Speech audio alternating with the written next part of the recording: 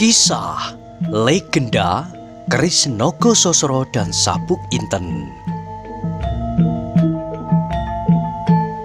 Sahabat Permata TV yang tercinta, pada kesempatan yang sangat baik ini kita masuk pada episode yang ke-141. Selamat menikmati. Dalam kisah sebelumnya diceritakan, melihat pertempuran itu Kebukanigara menarik nafas. Ia menjadi bertambah tenang, sebab dengan demikian ia hampir pasti bahwa setidak-tidaknya Lowojo tidak akan berhasil membunuh anak muda itu. Mahisa Jenar pun sempat melihat bagaimana muridnya itu bertempur dengan semangat yang menyala-nyala serta kepercayaan pada keadilan yang maha tinggi. Arya Saloka bertempur mati-matian berlandaskan pada suatu keyakinan bahwa bagaimanapun juga kebenaran akan memenangkan kemungkaran. Ki Ageng Lembusora pun bertempur dengan gigihnya di bagian lain, dibebani oleh rasa tanggung jawab atas tanah serta kampung halamannya, serta perasaan-perasaan lain yang memburunya selama ini, kehilafan-kehilafan yang pernah dilakukannya, serta nafsu-nafsu yang memalukan telah mengetuk-ngetuk dinding hatinya, seakan-akan terdengar suara yang berputar di udara. Lembusora, kau harus mampu memperbaiki kesalahan-kesalahan yang telah kau lakukan. Lihatlah betapa anak yang akan kau singkirkan itu kini berjuang tanpa pamrih untukmu. Lalu apa yang akan kau lakukan? Akan aku bunuh kawan-kawanku kini? Lembusora menggeram. Mereka adalah orang-orang yang menyeretku ke dalam tindakan-tindakan yang hina. Lawannya ular laut dari Nusa Kambangan terkejut mendengar Lembusora tiba-tiba menggeram, tetapi kemudian ia tersenyum. Katanya, "Hati-hatilah Ki Ageng Lembusora, jangan melamun. Pedang tipisku ini dapat merobek dadamu." Kembali Lembusora menggeram.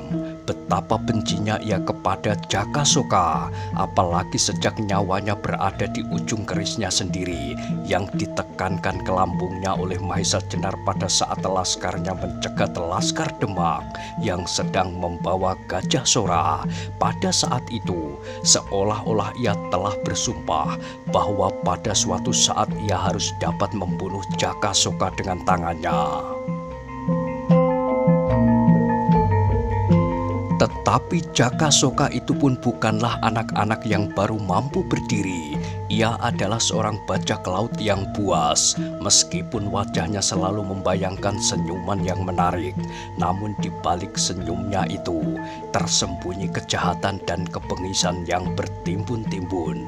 Hanya karena seorang gadis yang cantik dalam penilaiannya dan bernama Rara Wilis di hutan Tambak Baya, ia berhasrat untuk membunuh semua orang yang berada di tempat itu tanpa sebab, hanya karena mereka mengetahui bahwa ia menginginkan gadis itu. Dengan demikian, maka pertempuran di antara mereka pun menjadi semakin sengit. Dendam yang membara di dalam dada Lembusora telah mendorongnya untuk berjuang sekuat tenaga. Sedang Jakasoka menjadi semakin berani karena saat itu gurunya yang dibangga-banggakan berada pula di dalam pertempuran itu, Nagapasa. Akhirnya matahari pun perlahan-lahan melampaui puncak langit. Semakin lama menjadi semakin condong ke barat. Angin pegunungan berdesir lembut mengusap daun-daun pepohonan di ujung-ujung senjata. Setiap orang dalam pertempuran itu berusaha untuk memusnahkan lawan-lawan mereka secepat-cepatnya. Masing-masing berjuang dengan gigih dan tanpa pengendalian diri. Namun tak seorang pun dari mereka yang dengan senang hati menyerahkan nyawanya. Karena itulah maka pertempuran itu bertambah-tambah riuh dan ribut. Keringat dan debu yang melekat pada tubuh mereka bercampur darah yang meleleh dari luka, sama sekali tak mereka hiraukan. Perasaan sakit dan pedih yang ditimbulkan oleh goresan-goresan ujung senjata sama sekali tak terasa, selagi mereka masih dapat berdiri dan mengayunkan senjata-senjata mereka, maka tak ada kesempatan untuk bermanja-manja. Bagi mereka yang telah menjadi lemas karena darah yang terperas, hilanglah harapan mereka untuk dapat melihat matahari terbit esok hari. Mereka akan terjatuh dan diinjak-injak, mungkin oleh lawan dan mungkin oleh kawan. Meskipun demikian, apabila maut belum saatnya datang, ada saja di antara mereka yang berhasil merangkak-rangkak, membebaskan diri dari kancah pertempuran, atau seorang kawan yang sempat memapahnya dan menyingkirkannya. Sawung Sariti tak pula kalah garangnya. Wadas Gunung, murid Pasingsingan yang muda itu agaknya bertempur pula penuh nafsu dan kemarahan. Tetapi Wadas Gunung tidak segarang Lowo Ijo. Karena itu ia sendiri segera terdesak oleh cucu dan sekaligus murid Ki Ageng Soradipayana yang masih sangat muda itu. Namun tiba-tiba seorang yang bertubuh pendek gemuk dengan otot-otot yang menonjol seperti orang hutan datang membantunya dengan senjata-senjata yang mengerikan, bola-bola besi yang bertangkai. Orang yang bertubuh bulat itu adalah Bagolan. Bola besinya bergerak dengan garangnya, menyambar-nyambar di antara kilauan dua pusaka belati panjang di tangan Wadas Gunung. Namun pedang Sawung Sariti seolah-olah mempunyai mata. Kemana keempat senjata lawannya itu mengarah, terdengarlah dentang senjata mereka beradu. Seperti ayahnya, Sawung Sariti dapat berbangga diri karena kekuatan tubuhnya. Meskipun Wadas Gunung bertubuh tegap kuat dan Bagolan memiliki lengan yang berbongkah-bongkah seperti orang hutan, namun Sawung Sariti dapat membentur kekuatan mereka dengan keseimbangan yang cukup. Pedang Sawung Sariti seperti juga pedang ayahnya berukuran tidak wajar. Pedangnya lebih besar dan lebih panjang daripada pedang biasa. Meskipun pedang itu tidak setajam pedang Jakasoka, namun dengan pedang itu Sawung Sariti mampu mematahkan besi Geligen. Dengan hadirnya Bagolan, maka pertempuran itu menjadi seimbang. Meskipun semula Wadas Gunung agak malu-malu juga bertempur melawan anak semuda itu berdua, namun dalam saat-saat hidup dan mati menjadi taruhannya, maka perasaan itu pun lenyap tanpa bekas.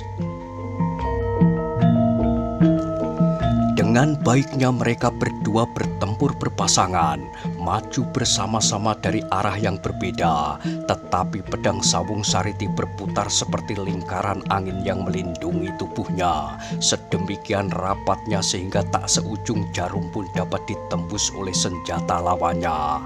Wulungan ternyata seorang jantan. Ia bertempur seperti seekor elang. Dengan garangnya ia menggerakkan pedangnya menyambar-nyambar. Sedang di bagian lain, Galunggung pun tidak mengecewakan. Orang itu bersenjata pedang pula seperti wulungan. Dengan tangkasnya ia meloncat ke sana kemari, menggerakkan pedangnya dengan lincahnya, mematuk-matuk seperti lidah api yang dihembus angin. Beberapa orang dari golongan hitam telah mengenalnya. Mereka telah pernah bekerja bersama-sama dalam usaha mereka memusnahkan Arya Saloka. Namun sekarang mereka harus berhadapan sebagai lawan. Seorang yang bertubuh pendek, kasar dan menjemukan, menempatkan diri sebagai lawan Galunggung. Orang itu adalah Sakayon, tokoh kepercayaan Simarodra dari Gunung Tidar. Mereka berdua bertempur dengan penuh nafsu. Sakayon dengan pedang pendek namun besar, bertempur seperti seekor babi hutan yang garang. Sedang Galunggung melayani pun seperti seekor serigala lapar. Laskar golongan hitam yang bertempur berhadapan dengan sayap kiri Laskar Banyu Biru menjadi terkejut ketika mereka merasa terbentur pada kekuatan yang tak mereka duga. Sri Gunting dari Rawa Pening yang semula dengan bangga dapat mendesak Laskar Pamingit dari Sumber Panas, kini benar-benar membentur dinding baja. Dengan marahnya, Sri Gunting mencoba untuk memusnahkan pimpinan kelompok lawannya. Tetapi orang yang bersenjata tombak bermata dua itu benar-benar tangkas. Jaladri yang memimpin kelompok di bagian tengah sapit kiri itu dengan gigihnya bertempur melawan tokoh pertama sesudah uling Rawa Pening. Bahkan tiba-tiba Jaladri menjadi bergirang hati setelah sekian lama ia menempa diri di bawah penilikan Ki Dalang Mantingan dan Ki Wirasaba yang kemudian ditambah dengan beberapa pengetahuan yang berharga dari Mahesa Jenar dan Kebo Kanigara. Kini ia mendapat kesempatan untuk mengamalkannya, menumpas golongan hitam. Demikian juga Bantaran yang berada di ujung sapit kiri. Ia berusaha dengan gigih untuk memotong gerakan lawannya yang mencoba melingkari ujung sayap itu dan menyerang dari samping dan belakang. Karena keprigelannya maka ia berhasil dalam usahanya itu. Meskipun ia sendiri harus bertempur mati-matian melawan Welang Jerabang, salah seorang kepercayaan Jaka Soka. Namun Bantaran telah memiliki pengetahuan yang cukup untuk dapat menyelamatkan dirinya. Di bagian yang lebih padat, tampaklah Penjawi bertempur dengan penuh tekad. Tak ada persoalan hidup atau mati di dalam kepalanya. Ia hanya menyerahkan diri dalam satu pengabdian. Seterusnya ia pasrah diri setelah berjuang sekuat kemampuannya. Namun karena itu, ia menjadi tenang. Dan ketenangannya itulah yang menyebabkan Penjawi menjadi seperti burung alap-alap yang menyambar-nyambar dengan kuku-kukunya yang runcing tajam. Laskar Banyu Biru benar-benar menakjubkan. Tidak saja lawan-lawan mereka menjadi cemas, tetapi agaknya orang-orang Pamingit yang sempat melihat betapa anak-anak Banyu Biru itu bertempur menjadi bersyukur di dalam hati.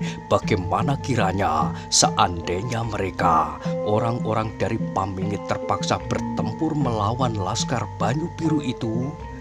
Laskar yang semula mereka anggap tidak lebih dari sekelompok pemuda yang hanya pandai mencegat pedagang-pedagang yang pergi ke pasar atau merampok warung-warung penjual makanan untuk menyambung hidup mereka. Kini ternyata bahwa Laskar Banyu Biru yang berada di sekitar Candi Gedong Songo itu adalah benar-benar pejuang yang mengabdikan diri pada cita-citanya. Matahari kian lama menjadi semakin rendah. Awan yang putih tampak berarak-arak di wajah langit yang biru. Burung gagak beterbangan berputar-putar di atas daerah pertempuran yang menghamburkan bau darah. Burung-burung itu berteriak-teriak di udara. Mereka menjadi tidak sabar menunggu lebih lama lagi. Betapa segarnya darah yang mengalir dari luka. Mereka harus mendapatkannya lebih dahulu sebelum anjing-anjing liar dan serigala-serigala lapar mendahuluinya. Tetapi pertempuran itu masih ribut dan burung-burung itu pun menjadi semakin tidak sabar dan berteriak-teriak tinggi.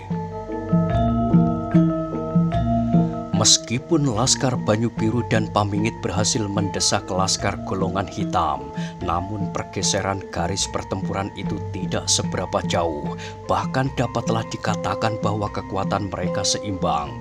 Korban satu-satu jatuh dan masih banyak yang akan menyusul. Setiap orang di dalam pertempuran itu mempunyai kemungkinan yang sama, mati di ujung senjata. Melihat semuanya itu, Kebukanigara mengerutkan keningnya. Betapa perasaan ngeri mengorek-ngorek jantungnya. Setiap ia melihat tubuh yang terbanting di tanah dan setiap telinganya mendengar jerit kesakitan, terasa hatinya seperti tertusuk sembilu. Tiba-tiba Kebukanigara berhasrat untuk menghentikan pertempuran itu segera, meskipun sebenarnya tidak saja Kebukanigara yang dijalari oleh perasaan yang demikian itu, namun mereka sama sekali tidak mampu berbuat sesuatu, atau mereka belum berhasil untuk berbuat sesuatu. Ki Ageng Soradipayana melihat dengan sedih korban-korban yang berjatuhan. Setiap kali ia melihat darah yang memancar dari luka, setiap kali ia memperkuat serangan-serangannya, namun lawannya berbuat demikian pula. Bugel Kaliki telah mengerahkan segenap kesaktiannya untuk melawan Ki Ageng Soradipayana. Tak jauh berbeda pula perasaan Ki Ageng Pandan Alas dan Titis Anganten. Mereka pun telah berjuang sekuat-kuat tenaga mereka. Semakin cepat pertempuran itu selesai, menjadi semakin baik bagi mereka dan laskar mereka. Jumlah korban mereka, namun lawan mereka pun tak pula kalah saktinya. Apalagi kemudian ketika Pasingsingan benar-benar telah dilumuri oleh keringat yang mengalir dari setiap lubang kulitnya, hatinya menjadi bertambah gelap.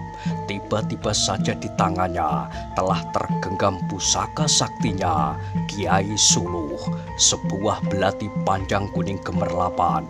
Ki Ageng Pandan Alas terkejut melihat senjata itu.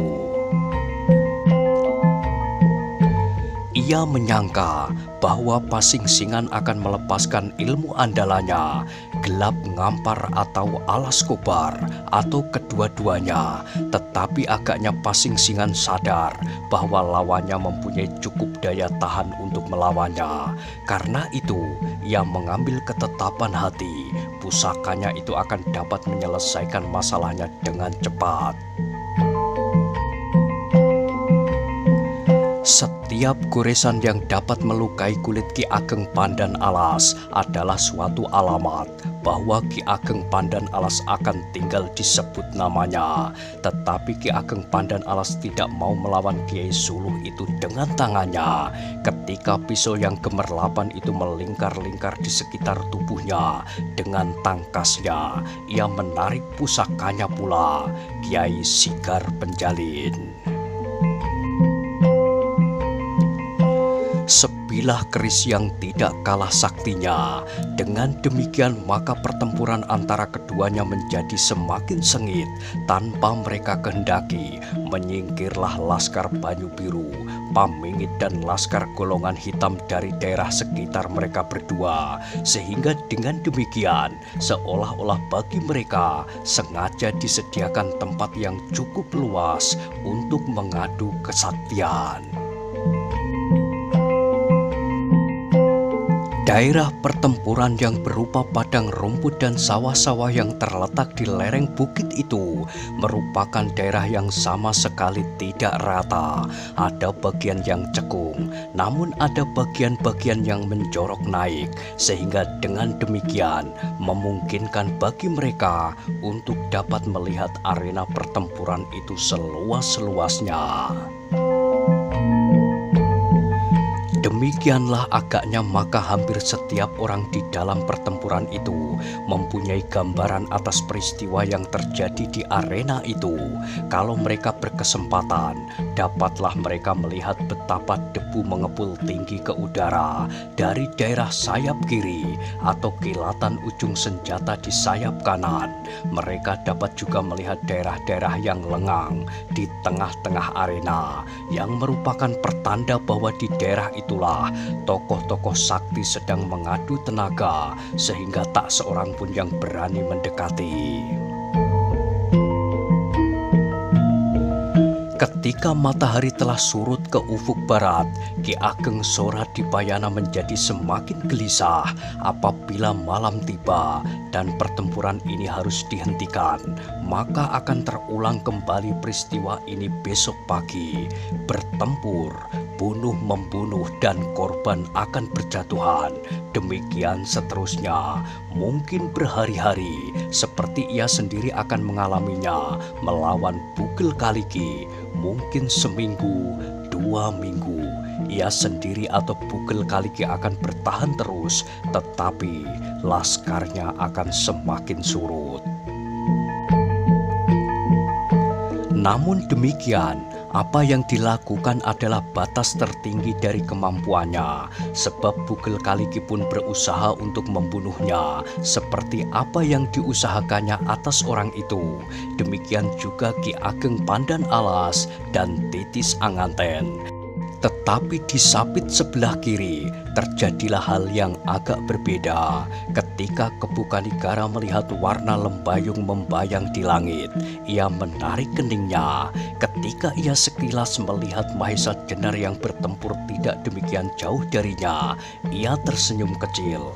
Memang pada saat itu pun Mahesa Jenar dihinggapi oleh perasaan yang sama seperti perasaan yang menjalar di dalam dada Ki Ageng Soradipayana, di dalam dada Ki Ageng Pandan Alas, Titis Anganten, dan Kebu Kanigara. Karena itulah, maka seperti mereka pula mencemaskan betapa korban akan berjatuhan besok pagi, lusa, atau seterusnya apabila keseimbangan pertempuran tidak segera berubah. Karena itu, ketika senja mewarnai langit, terdengar ia menggeram perlahan-lahan. Sekali lagi dengan tajamnya, ia memandang wajah Simarodra yang bertempur dengan dahsyatnya sambil mengaum mengerikan.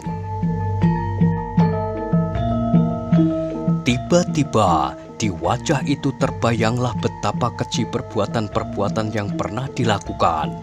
Kalau anak perempuannya telah melakukan perbuatan yang terkutuk, apakah kira-kira yang pernah dilakukan oleh harimau tua itu? Berapa puluh gadis yang pernah dikorbankan untuk upacara-upacaranya yang aneh-aneh? Sekali lagi, Mahesa Jenar menggeram.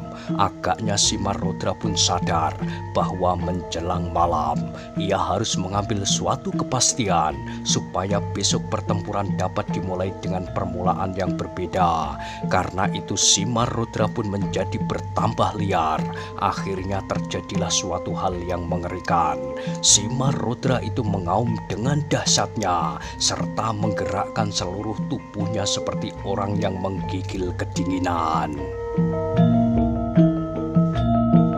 Mahesa Jenar pernah melihat gerakan-gerakan yang demikian.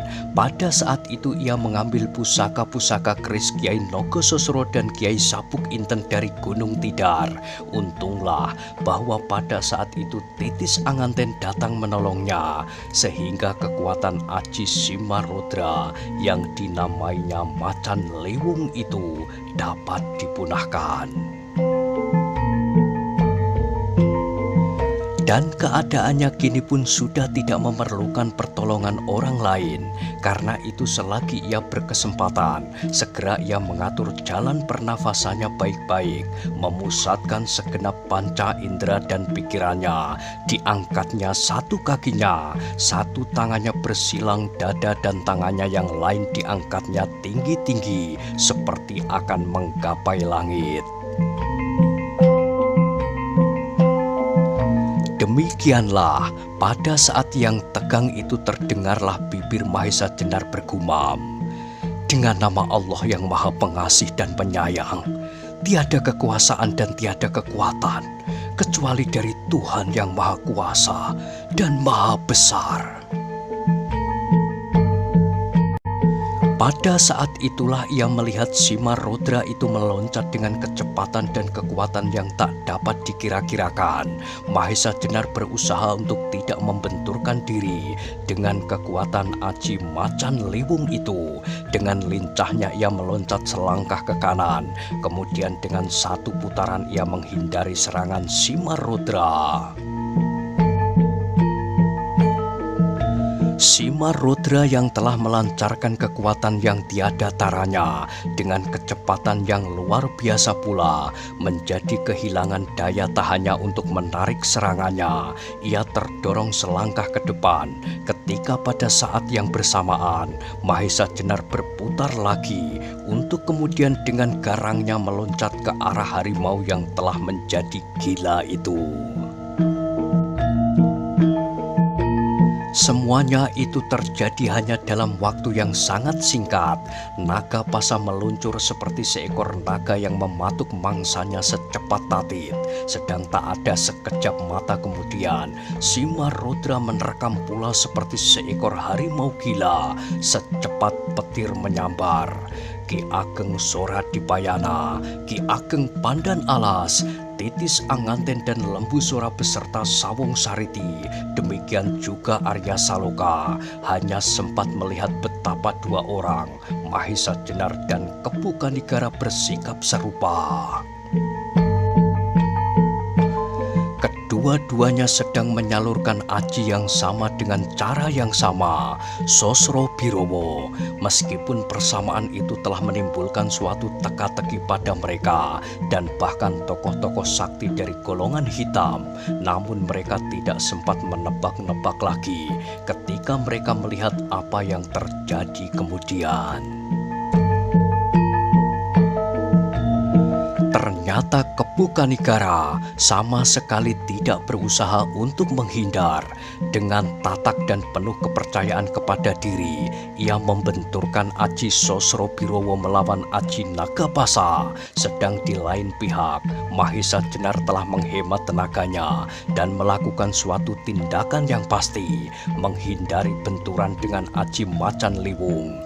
Namun dengan pasti ia berputar satu kali dan mengayunkan ajiannya, Sosro Birowo. Dalam keadaan yang demikian, Simarodra hanya mampu untuk bertahan, tetapi apa yang terjadi benar-benar telah mengguncangkan setiap dada mereka yang menyaksikan. Dua benturan yang hampir bersamaan, disusul dengan bunyi yang gemuruh dua kali berturut-turut. Kemudian apa yang mereka saksikan hampir-hampir tak dapat dipercaya. Naga Pasa, seorang yang sakti tanpa banding di sekitar Pulau Nusa Kambangan, bahkan yang tak terkalahkan oleh setiap tokoh sakti yang manapun dari golongan hitam maupun lawan-lawan mereka, kini terbanting diam. Meskipun tak sempat sedikit pun tampak luka pada kulitnya, namun isi dadanya serasa hangus terbakar. Karena itu, Naga Pasa tidak usah mengaduh untuk kedua kalinya. Naga laut yang mengerikan itu mati di tangan Kepu Kanigara, orang yang sama sekali tak dikenal, baik oleh golongan hitam maupun oleh para pemimpin Banyu Biru dan Pamingit. Sedang tidak jauh darinya, Simarodra mengaum dahsyat. Sekali ia menggeliat, kemudian diam untuk selama-lamanya, mati. Untuk beberapa saat, semua orang yang menyaksikan peristiwa itu terpaku di tempatnya. Lembu Sora dan Sawung Sariti tak begitu jelas melihat apa yang terjadi. Yang diketahuinya kemudian adalah sorak-sorai yang membahana seperti benteng runtuh. Sayup-sayup terdengar di antara gemerisik angin senja.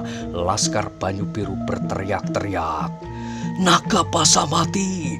Naga Pasa mati!" Kemudian disusul, "Simarodra mati! Si Marodra mati!" Teriakan-teriakan itu benar-benar hampir tak dipercaya. Bagaimana mungkin Nagapasa dapat mati dan si Marodra tua dari Lodaya itu pula? Apakah Mahesa Jenar dan sahabatnya itu mampu membunuh mereka? Tetapi sorak itu masih mengumandang terus, bahkan kemudian menjalar hampir ke segenap daerah pertempuran. Namun bagaimanapun juga, berita itu sangat meragukan. Bahkan Ki Ageng Soradipayana, Ki Ageng Pandan Alas dan Titis Anganten yang beruntung dapat melihat peristiwa itu pun meragukan penglihatannya. Mereka saling memandang satu sama lain. Kemudian mereka mengangguk-anggukkan kepala mereka dengan penuh kekaguman dan keheranan. "Suatu keajaiban," desis Ki Ageng Soradipayana. Tokoh-tokoh sakti itu terpaksa menahan gelora perasaan mereka yang melonjak-lonjak, meskipun ia telah menempa diri, serta sejak ia melihat untuk pertama kali atas orang yang bernama Kepu Kanigara itu, sudah terasa padanya betapa besar pengaruhnya terhadap Mahesa Jenar.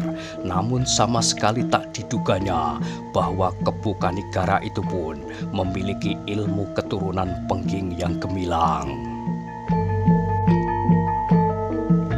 Bahkan sedemikian sempurnanya, sehingga timbullah keraguan di dalam hatinya bahwa orang itu adalah murid Ki Ageng Pengging Sepuh sebaya dengan mereka. Sedang orang yang bernama Kepu Kanigara itu ternyata sebagaimana terbukti telah berhasil membunuh Nagapasa dalam suatu benturan ilmu. Dengan demikian, dapatlah ditarik suatu kesimpulan bahwa orang itu pasti memiliki kesempurnaan Sosro Birowo lebih dahsyat daripada Ki Ageng Pengging Sepuh yang perkasa. Sebab seandainya Ki Ageng Pengging Sepuh masih ada di antara mereka dalam tatarannya dan membenturkan diri melawan Nagapasa, belum tentu dapat diambil suatu kepastian bahwa ilmu Sosro Birowo itu akan dapat mengatasi, apalagi sampai membunuh Nagapasa. Tetapi di samping itu, Mahesa Jenar pun ternyata dapat membunuh si Marodra tua pada saat si Marodra telah siap melawan Sosro Birowo yang diayunkannya. Seandainya Mahesa Jenar telah berhasil menyusul kesempurnaan gurunya sekalipun, si Marodra itu pasti tidak akan mati. Namun adalah suatu kenyataan, Nagapasa dan si Marodra mati hampir pada saat yang bersamaan karena aji yang sama, Sosro Birowo. Dari manakah anak-anak muda itu mendapat kedahsyatan dan kesempurnaan ilmunya? Gumam Titis Anganten. Sedang Lembu Sora setelah mendapat suatu kepastian tentang kematian Nagapasa dan si Marodra menjadi gemetar. Bulu-bulu tengkuknya serentak berdiri, terasa betapa punggungnya meremang. Hampir saja ia terlibat dalam perkelahian melawan Mahesa Jenar, bahkan sampai terulang beberapa kali. Dahulu ia tidak dapat mengalahkannya, meskipun kemudian ilmunya berkembang dengan pesat. Namun apakah ia dapat berhadapan melawan si Marodra? Sedangkan Mahesa Jenar itu telah berhasil membunuh harimau Lodaya itu. Dan seandainya Sosro Birowo itu dikenakan pada tengkuknya, apakah kira-kira yang akan terjadi? Mungkin lehernya akan patah, bahkan mungkin kepalanya akan terlontar dan pecah berserak-serakan. Diam-diam Lembu Sora mengucap syukur dan sekaligus ia benar-benar tenggelam dalam perasaan kagum dan hormat. Meskipun Mahesa Jenar telah memiliki kedahsyatan ilmu Sosro Birowo, namun ia selalu menghindari bentrokan dengan dirinya. Benar-benar suatu sikap yang jarang ditemuinya. Sesaat kemudian, Di antara derak sorak-sorai Laskar Banyu Biru, kembali terdengar dentang senjata beradu. Laskar Banyu Biru menjadi bertambah berani dan berbesar hati, sedang sebaliknya di Laskar Golongan Hitam menjadi ngeri. Dua tokoh sakti dari antara mereka telah mati. Dan kematian dua orang itu benar-benar mempengaruhi keseimbangan pertempuran. Pasing Singan, Bugel Kaliki dan Surasarunggi harus berpikir untuk kesekian kalinya. Meskipun lawan-lawan mereka tak akan dapat membunuhnya dengan mudah, tetapi bagaimanakah kalau tiba-tiba Kepu Kanigara atau Mahesa Jenar datang mendekat? Tokoh-tokoh sakti dari golongan hitam menjadi gelisah, apalagi Jakasoka sama sekali tak dimengertinya apa yang sebenarnya terjadi. Gurunya yang diagung-agungkan selama ini mati di tangan orang yang tak bernama. Alangkah anehnya dunia ini. Ia menyesal bahwa gurunya melibatkan diri dalam persoalan ini. Atas permintaannya, gurunya yang jarang-jarang menampakkan diri terpaksa menyeberangi Selat Nusa Kambangan. Nah, bagaimanakah kisah selanjutnya? Silahkan ikuti terus kisah legenda Keris Nogososro dan Sabuk Inten pada episode berikutnya. Sampai jumpa.